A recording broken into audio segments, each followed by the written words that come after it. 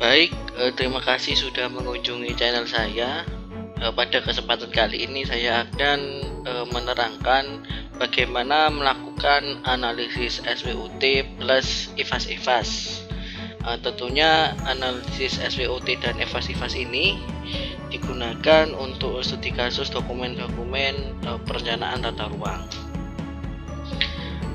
Jadi mungkin kita semua sudah familiar ya mengenai SWOT, tapi mungkin untuk masuk ke ranah IFAS-IFAS atau kelanjutan dari analisis SWOT, mungkin beberapa dari kita masih bingung bagaimana cara melakukan IFAS-IFAS yang cepat, simple, dan mudah. Jadi pada kesempatan kali ini saya akan menjelaskan mengenai bagaimana merumuskan IFAS-IFAS sampai keluar diagram IFAS-IFAS dari analisis SWOT untuk dokumen perencanaan. Yang pertama, apa itu SWOT?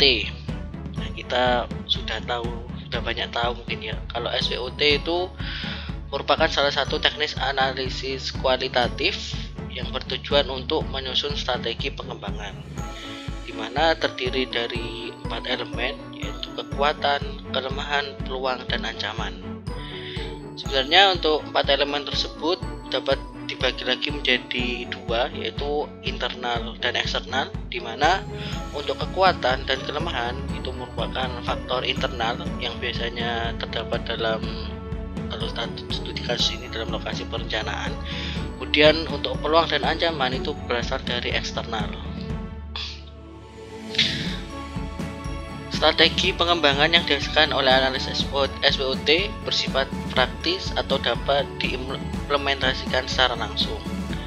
Nah, di mana strategi tersebut dihasilkan dari proses pengkawinan, misal antara kekuatan dengan peluang, kemudian kelemahan dengan peluang, ancaman dengan kekuatan, dan ancaman dengan kelemahan.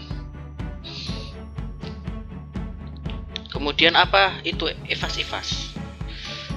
Dimana analis ini digunakan untuk menentukan strategi yang paling tepat digunakan untuk perumusan rekomendasi perencanaan. Nanti akan saya beri contohnya, dimana IFAS-IFAS tersebut untuk menentukan strategi melakukan penilaian, yaitu yang pertama dari bobot. Bobot itu ditentukan dari tingkat kepentingan dari masing-masing poin faktor. Kemudian nilai rating, di mana tingkat pengaruh faktor terhadap lokasi studi dalam upaya perencanaan. Nah, yang dimaksud faktor di sini adalah faktor kelemahan, faktor kekuatan, faktor peluang, dan faktor ancaman yang telah diidentifikasi dari tabel analisis SWOT. Untuk melakukan penilaian bobot, di mana menggunakan skala 1 sampai 0,0, di mana 1 itu sangat penting sampai 0,0 itu tidak penting.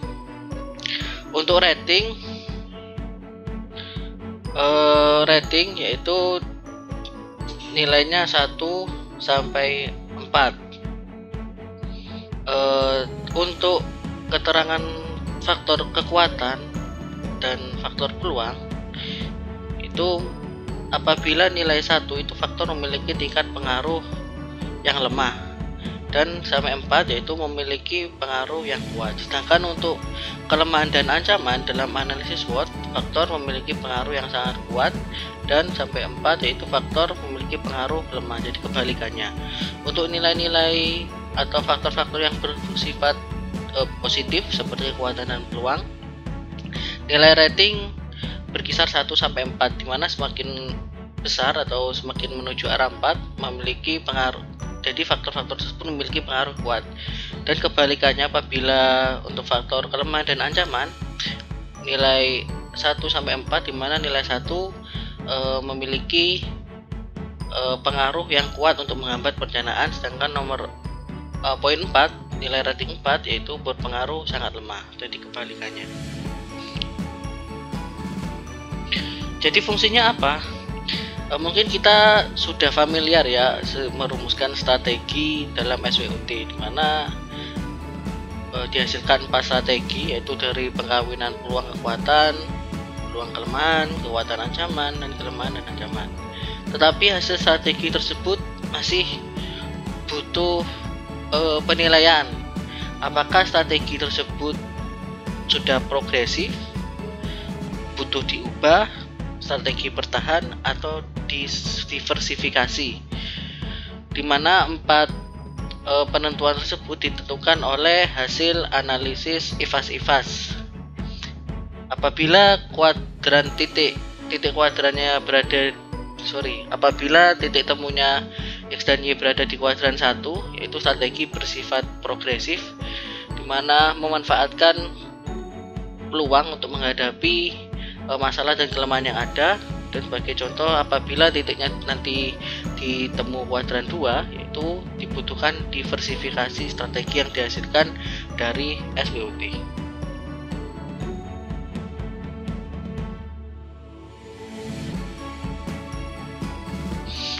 Baik, langsung saja ke studi kasus, di mana apabila kita sudah memiliki tabel analisis SWOT dan kita sudah menentukan strategi seperti strategi SO, strategi WO, strategi ST, dan strategi TW. Ini ada banyak strategi.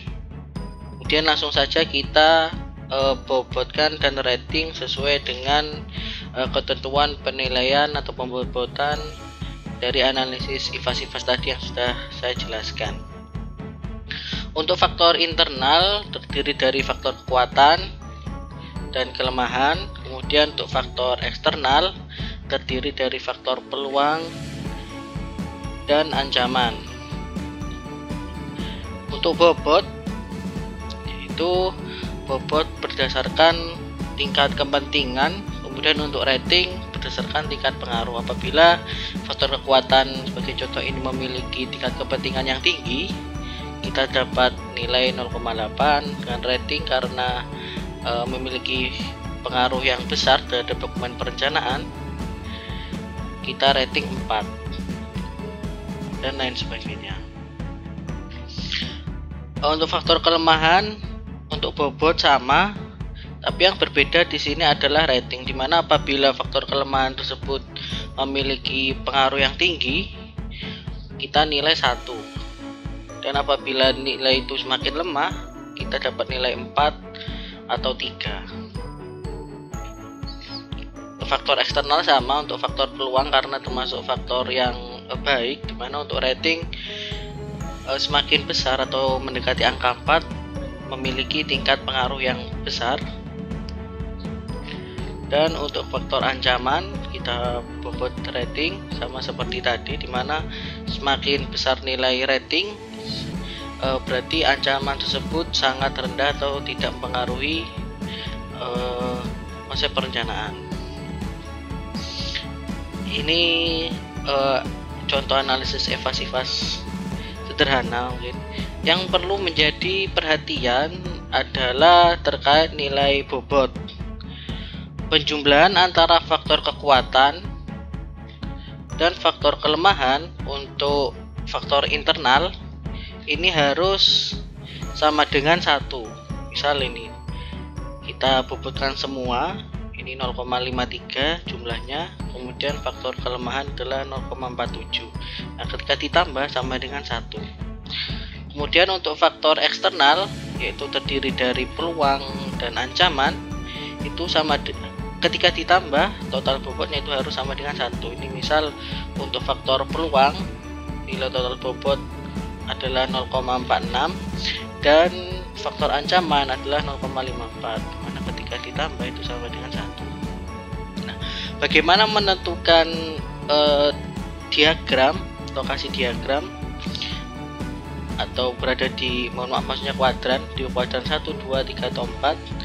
Ini berasal dari nilai kekuatan dikurangi kelemahan. Nilai ini berasal dari mana? Yaitu nilai pengkalian antara bobot dan rating kemudian dijumlah. Sebagai contoh 0,08 dikali 4 sama dengan 0,32 dan lain sebagainya, kemudian dijumlahkan sama dengan 1,95. Kemudian untuk faktor kelemahan misal 0,07 dikali 1 tetap dan lainnya, kemudian menghasilkan 0,71. Kemudian ini faktor peluang dikalikan sama dengan 0,32 dan lain sebagainya, kemudian ditambah menghasilkan 1,54. Faktor ancaman sama, kemudian dikali dan dijumlah menghasilkan 1,23. Dan untuk faktor internal yaitu kekuatan dikurangi kelemahan, itu nilai kekuatan tadi kan 1,95 dikurangi 0,71 sama dengan 1,24. Nah, faktor internal ini adalah faktor atau nilai X. Kemudian untuk faktor eksternal 1,54 tadi, 1,54 dikurangi 1,23 adalah nilai Y. Kemudian kita buat diagramnya. Ini karena nilainya plus dan plus, X dan Y nya plus, sehingga berada di kuadran 1 yang memiliki arti strategi agresif, itu memanfaatkan kekuatan untuk menangkap peluang yang ada. Nah, dari strategi-strategi tersebut dapat berdasarkan hasil analisis sifat-sifat merupakan strategi yang paling tepat untuk mengembangkan lokasi perencanaan. Mungkin sekian pemaparan dari saya mengenai analisis SWOT dan IFAS-IFAS. Kurang lebihnya mohon maaf. Wassalamualaikum warahmatullahi wabarakatuh.